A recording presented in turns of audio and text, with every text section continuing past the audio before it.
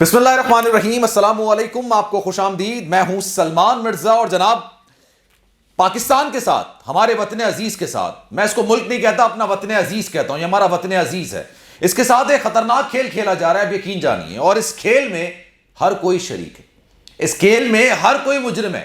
آپ یہ نہ سمجھیں کہ کوئی بھی سیاسی جماعت اس کھیل میں پاکستان کا ساتھ دے رہی ہے، بلکہ اس کھیل میں جناب اس آگ میں تیل جھونکا جا رہا ہے، اور کہانی تیل سے ہی شروع ہوتی ہے، کیونکہ آج ڈالر جو ہے وہ پہلے اوپن مارکیٹ میں 200 پہ تھا، اور آج جناب انٹر بینک مارکیٹ میں بھی 200 روپے پر ہو گیا، اور اوپن مارکیٹ میں اس سے اوپر چلا گیا۔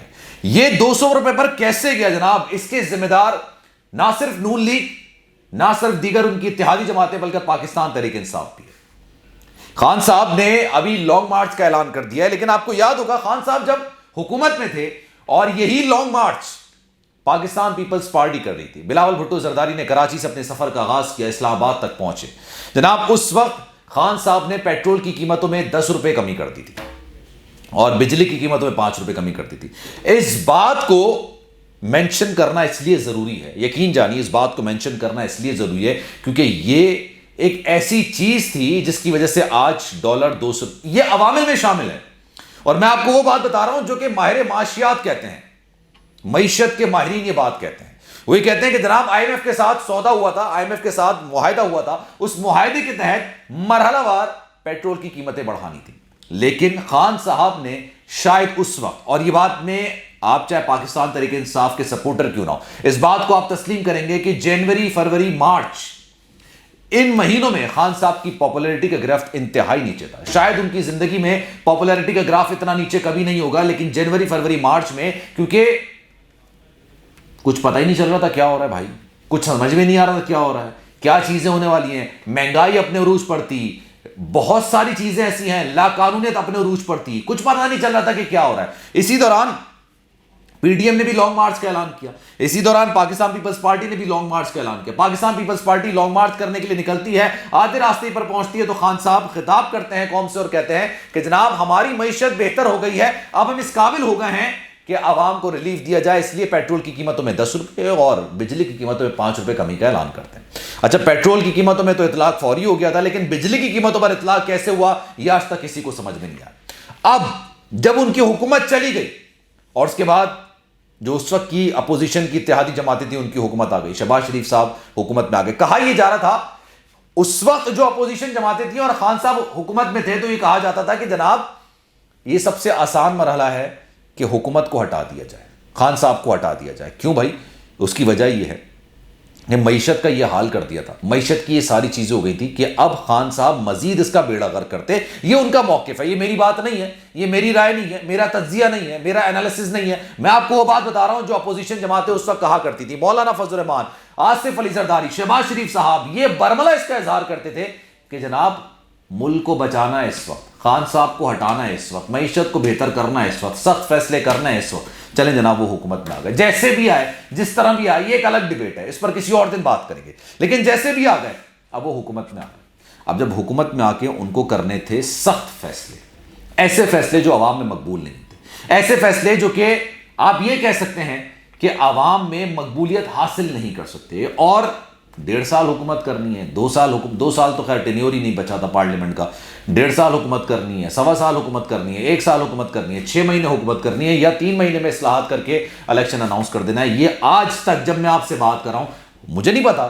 کہ کل کیا معاملہ ہوگا، کیونکہ پاکستان دنیا کا وہ انپریڈکٹیبل ملک ہے جہاں پر سیاسی صورتحال جناب روزانہ کی بنیاد بھی، میں زیادہ کہہ رہا ہوں منٹوں کی بنیاد پر چینج ہوتی ہے، منٹوں کی بنیاد پر یہ صورتحال چینج ہوتی ہے۔ مجھے نہیں پتا کل کیا ہوگا، لیکن آج جو میں آپ سے بات کر رہا ہوں اس وقت تک حکومت مشکل فیصلے تو چھوڑیں، آسان فیصلے لینے میں بھی قاصر نظر آتی ہے۔ جناب شہباز شریف صاحب نے اپنا بوریا بستر باندھا، لندن چلے گئے، نواز شریف صاحب سے ملاقات کر لی، مفتاح اسماعیل نے اسحاق ڈار سے ملاقات کی۔ اس وقت ملک میں 2 وزیر اعظم ہیں، اس وقت ملک میں 2 وزیر خزانہ ہیں، اور اس وقت ملک میں 2 صدر ہیں۔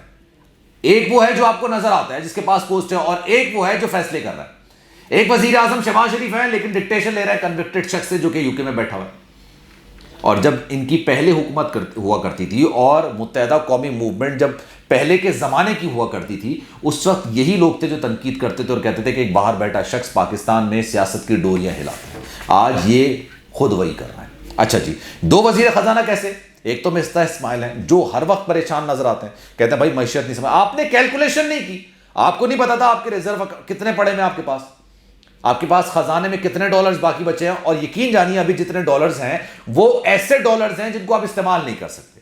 جو سعودی عرب نے آپ کو صرف ادھار تو دیا ہے لیکن استعمال کرنے کی اجازت نہیں دیا. آپ اس کو ریزرو رکھ سکتے ہیں لیکن استعمال نہیں کر سکتے، ادائیگیاں نہیں کر سکتے. اب پیٹرول کی قیمتیں بڑھانی ہے، اور بڑھانی کتنی ہے؟ 57 روپے، 47 روپے بڑھانی. 47 روپے یعنی 47 روپیز آپ نے بڑھانی ہے. اور اگر آپ نے نہیں بڑھائی تو ڈالر اسی طرح سے اوپر جاتا رہے گا. اور اگر ڈالر اوپر جاتا رہے گا، آئی ایم ایف سے آپ کا معاہدہ نہیں ہو پاتا. آج جب میں آپ سے بات کر رہا ہوں تو معاہدوں کا اس کا بات چیت کا آغاز ہو گیا، مذاکرات کا آغاز ہو گیا. لیکن اگر جناب یہ بات چیت اگر نہیں بنتی تو ہمارے پاس اگلے مہینے پیٹرول کی قیمتیں، چاہے وہ پیٹرول ہے وہ گاڑیوں میں استعمال ہوتا ہے، بائک میں استعمال ہوتا ہے، جہاز میں استعمال ہوتا ہے، شپس میں استعمال ہوتا ہے، ڈیزل وغیرہ ساری چیزوں کی بات کر رہا ہوں، اس کی ادائیگی نہیں ہو سکتی. سب چیزیں رک جائیں گی اور آپ کا ملک ڈیفالٹ ہو جائے گا. اور اس کی سب سے بڑی وجہ شہباز شریف صاحب کی ایک ایسی حکمت عملی ہے جس میں کوئی فیصلہ ہی نہیں لینا. دیکھو انتظار کرو والی پالیسی ہے. سمجھ ہی نہیں آ رہا کرنا کیا، کچھ نہیں سمجھ آ رہا کہ آگے ہونا کیا. اور اس ساری صورتحال میں جو میں نے آپ سے کہا تھا نا کہ ہمارے وطن عزیز کی بگاڑ میں ساری جماعتیں شامل ہیں، پاکستان تحریک انصاف کا معاملہ یہ ہے کہ جناب انہوں نے لانگ مارچ اناؤنس کیا ہے. ڈالر کی قیمتیں بڑھتی ہیں، یہ اس وجہ سے بھی بڑھتی ہیں کہ ملک میں غیر مستحکم والی صورتحال ہوتی ہے. اب جب الیکشن نو کانفیڈنس موشن آ رہا تھا اس وقت بھی آپ دیکھیے کہ ڈالر اوپر جا رہا تھا. جیسے شہباز شریف نے وزارت عظمیٰ کا قلمدان سنبھالا، ڈالر 179 پر آ گیا. لیکن اس کے بعد خان صاحب نے یہ اناؤنس کر دیا کہ وہ تو جائیں گے جناب، اسلام آباد کی طرف مارچ کریں گے. اور ابھی بھی جب میں آپ سے بات کر رہا ہوں کل جمعہ ہے اور جمعے کو انہوں نے اناؤنس کرنا ہے کہ بھائی ہم نے کس دن اسلام آباد کے لیے نکلنا ہے. تو جو سرمایہ کار ہوتے ہیں وہ ایسی سچویشن میں پیچھے ہٹ جاتے ہیں. ملک اس وقت اس کنڈیشن میں ہے کہ جناب اس کو سمجھ نہیں آ رہا ہے کہ کیا کرنا ہے اور کیا نہیں کرنا، کسی کو نہیں پتا. اور ڈالر اوپر جا رہا ہے. آج اگر الیکشن اناؤنس ہو جائیں یہ ڈالر 180 پر آ جائے گا. آج اگر لانگ مارچ کے اعلان کو پیچھے لے لیا جائے، واپس لے لیا جائے تو یہ ڈالر 180 پر آ جائے گا. لیکن دونوں چیزیں اس وقت ہوتی ہوئی نظر نہیں آ رہی. نہ الیکشن کی اناؤنسمنٹ ہوتی ہوئی نظر آ رہی ہے اور نہ ہی لانگ مارچ سے پاکستان تحریک انصاف اس فیصلے سے پیچھے ہٹتی ہوئی نظر آ رہی ہے. اس وجہ سے میں یہ کہہ رہا تھا آپ کو کہ جناب ہمارے وطن عزیز کے ساتھ ہر کوئی کھلواڑ کر رہا ہے، ہر کوئی کھلواڑ کر رہا ہے. کوئی بھی سیاسی جماعت اس وقت وطن عزیز کی بہتری کے لیے سوچنے میں قاصر نظر آتی ہے اور اپنی سیاست چمکا رہی ہے. سلمان مرزا کو دیجیے اجازت. زندگی رہی، صحت رہی. ایک بار پھر سے آپ سے ملاقات ہوگی. خیال رکھیے گا اپنا. اللہ حافظ. سبسکرائب کریں اور بیل دبائیں تاکہ کوئی خبر رہ نہ جائے.